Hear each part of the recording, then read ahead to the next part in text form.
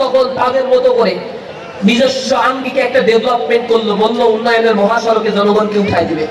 এই মহাসড়কে জনগণকে উঠিয়ে দিয়ে তলা সব ফাঁকা করে দিয়ে 234 বিলিয়ন ডলার দেশের বাইরে পাচার করেছে।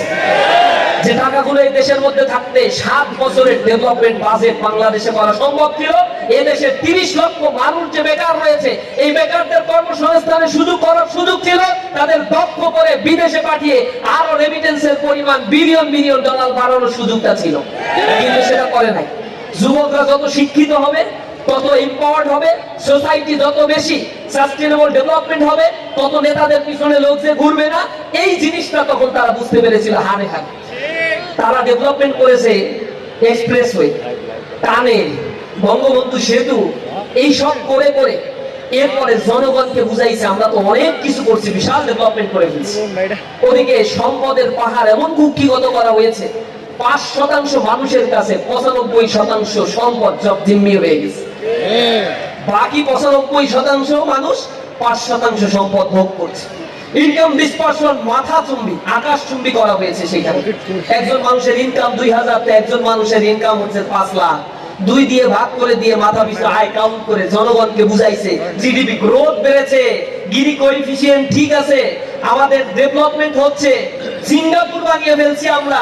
অথচ দিনে দিনে মানুষের টাকাগুলো লোপাট করছে। ব্যাংকগুলো থেকে আপনারা দেখছেন টাকা লোপাট করা হয়েছে। এই ব্যাংক থেকে 6 লক্ষ কোটি টাকা শুধুমাত্র ঋণ খেলাপি রয়েছে, 6 লক্ষ কোটি টাকা, যা বাংলাদেশের 1 বছরের বাজেটের সমতুল্য। এই ব্যাংকে এই টাকাগুলো কোথা থেকে আসছে? এই টাকাগুলো আপনার আমার জমানো টাকা, কষ্টার্জিত টাকা। আমি যা বেতন পাই, কষ্ট করি, সংসারে এটা খরচ না করে অতিরিক্ত কিছু সঞ্চয় করে রাখি, সেই ব্যাংকে টাকাগুলো জমানো হয়। এখন জনগণ যে যদি ব্যাংকে টাকা চাই যে আমার টাকাগুলো ফেরত দাও, তারা এখন দিতে পারে না, ব্যাংকগুলো এখন মার্জ করে ফেলে। আর ব্যাংকগুলো চালানোর জন্য আবার সরকারি ফান্ড থেকে 25,000 কোটি টাকা দিয়ে সম্মিলিত ইসলামী ব্যাংক যেটা করা হয়েছে সেইটাকে চালানো হচ্ছে। তামাশা কাহাকে বলে?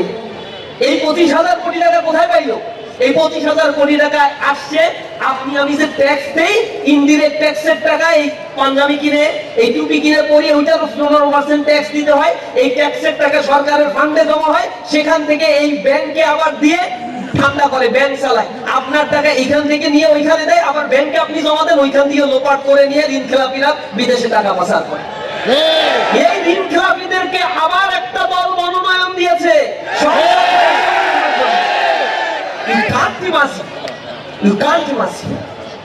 কত লাফিং অ্যাক্টিভিটিস করতেছে আমাদের দেশের জনগণকে।